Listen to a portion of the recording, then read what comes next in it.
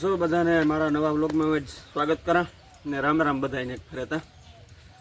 આજે અમારા ગામમાં એક વાવ છે, નારિયેળી વાવ, એનું શૂટિંગ ઉતારવાનું છે. જોકે તમે કીધું કે ઉતારી લીધું, તો થોડાક જે 2-3 કટકા ઉતારવાના હતા, તો આજ ઉતારવા આવ્યો. અને આનું હું મૂક્યોનું તો એનું કારણ એ છે કે આનું મને હિસ્ટ્રી નથી જડતી. કોઈ કેવા આવે મતલબ કે કોઈને ખબર હોય કે આ કેટલી વાવ ઓલી છે ને કીધું હતું, કોઈ બોલવા વાળો ન મળ્યો ને કોઈક કહેતું હતું ગામમાંથી કે એક બુકમાં છે ને એ બુક એ મળે ન જડી. તો હું કે આપણે એની હિસ્ટ્રી ભલું કરે ને એની આપણે વાવ બતાવી દઈએ કે અમારા ગામમાં પુરાતન વાવ છે. અને આ વાવ લગભગ મને છે કે 5000 વર્ષ જૂની છે કીએ બધાય. પાંડવોના સમયની જ વાવ છે. અને ઓલા 3 કિલેશ્વર, નાગેશ્વર ને ઢીંગેશ્વરનું કહેતો હતો ને, એમાં નાગેશ્વર બાપાનું મંદિર અમારા ગામમાં આવેલું છે. ને પાસે શંકર ભગવાન મંદિર છે ને હિતરાળ મંદિર પણ પાસે જ આવેલું છે. ને આ વાવ એક નંદા પ્રકારની વાવ છે. અને વાવમાં માનો ને કે પગથિયા જાજા છે અને ત્રણ બાજુ 3 દિશામાં વાવ આવેલી છે. આવી રીતના વાવ છે. અને વાવ તમને ગમી છે, બહુ જૂની વાવ છે. ને એટલા આહે પાસેના વિસ્તારમાં અમારે આ જે વાવ છે એવી વાવ કાંઈ બીજે છે નહીં.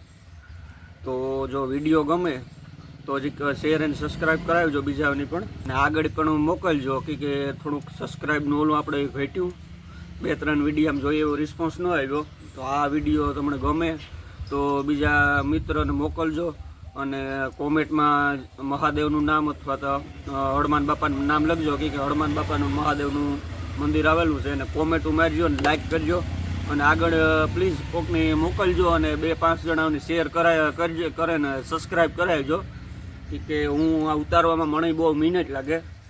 જે અમારા ગામમાં લગભગ પછીનું એક મંદિર આવી છે ને પછી જો કોઈ ને આ બીજું એ કહેવા માંગા કે કોઈ એવું ગામમાં કોઈ એવું મંદિર હોય કે પુરાતન સ્થળ હોય તો મને કોમેન્ટમાં જણાવે હગો, તો હું એ ઉતારવા આવવા તૈયાર છે. ને કોમેન્ટમાં મને કીજો કે એવું હોય તો.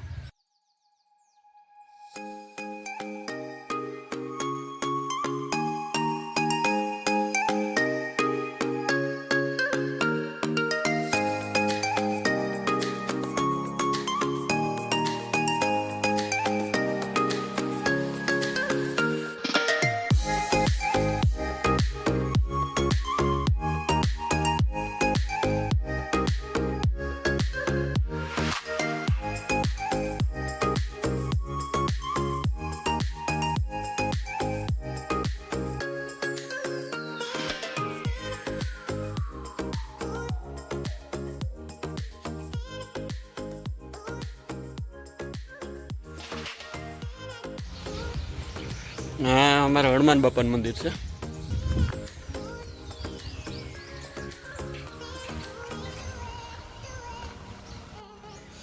હા, હું તમને જે 3 વર કહેતો હતો એમાંથી નાગેશ્વર અમારા નાગકા ગામમાં આવેલું છે. ને આ જે વાવ અહીં આવેલું છે ને એ વાવ જોયા જેવી છે. આ વાવ બહુ જૂની વાવ છે અને પાંડવોના વખતની વાવ છે આ વાવ પણ. આ અમારા મામા જો જાય, મામા રામ રામ કરતા જાવતા, રામ રામ કરતા જા.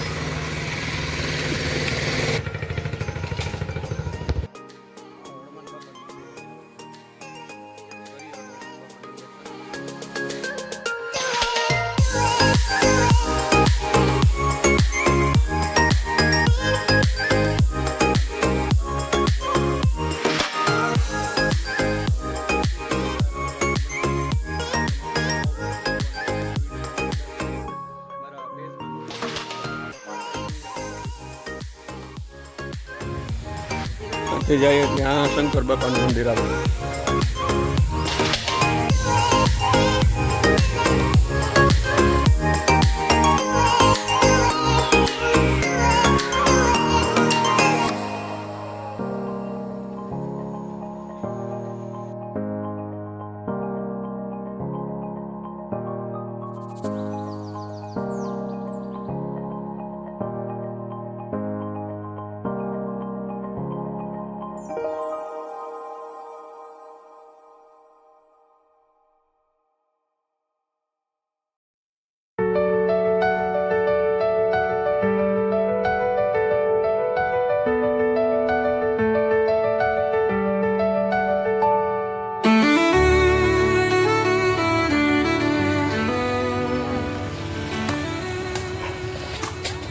વાવ અહીં પગથિયાવાળી વાવ છે, જે રીતના રાણકી વાવ છે ને પાટણમાં એ પ્રકારે છે.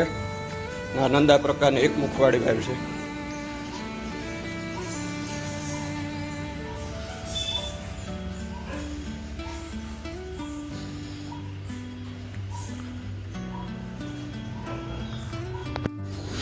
હા એ વાવ છે, હું તમને કહેતો હતો, બહુ જૂની વાવ છે. આમાં કાંઈ સિમેન્ટનો કંઈ ઉપયોગ જ નથી, રોગા મોટા મોટા પાણા બનાવે છે, આ વાવ બનાવેલી છે. આમાં તો અમે નાવા આવીએ, વાહ લગો પાણી ભર્યું અંદર જઈને આગળ બતાવે. વાવ અહીંની છે, વાહ સામે નહીં કરે. આ 3 મંદિર છે, હિતરા માતાનું મંદિર પણ અહીંયા આવેલું છે. ના શંકર બાપુ, હનુમાન બાપુ અને હિતરા માતાનું મંદિર છે. ત્યાં હિતરા માતાનું મંદિર આવેલું છે.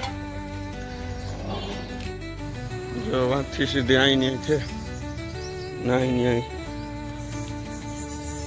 ના મેન વાત છે.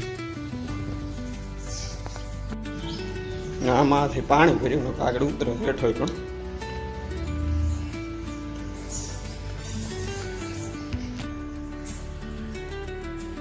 બહુ ગંદકી છે, આવી રીતના છે.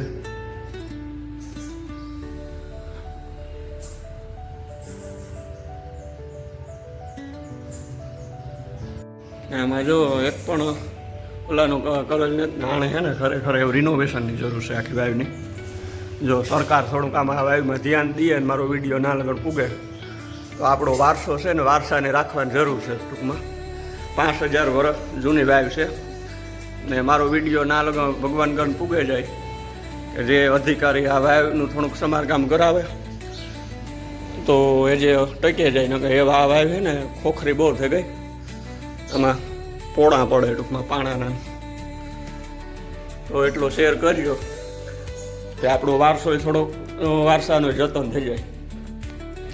આ સીધો બગવદર રોડ નીકળે, આ પોરબંદર જાય, આ ભાણવર જાય ને આ અમારા નાગકાનું પાદર.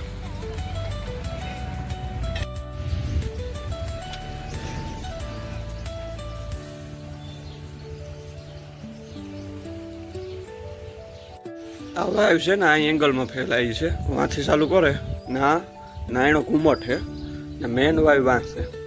આવી રીતના છે અહીં એલ આકારમાં, એલ વાવ કહેવાય ટૂંકમાં, ને બીજું કંઈ ન કહેવાય. જો અટાણે તો આ મેની ભરાઈ ગઈ, મેં જે શૂટિંગ ઉતાર્યું ને એમાં ખાલી છે વાવ. કે એ મેં 15 ઓગસ્ટને આજુબાજુ મેં શૂટિંગ ઉતારેલું છે.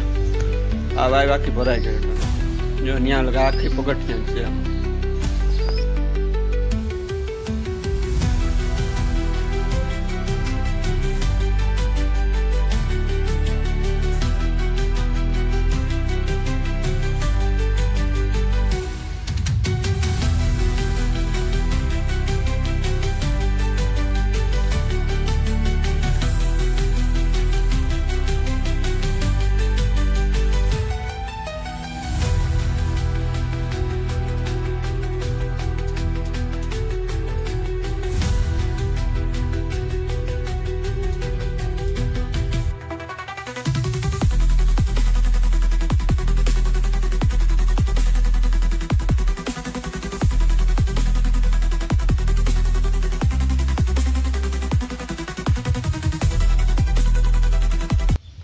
આ છે અમારી નારિયેળ વાવ.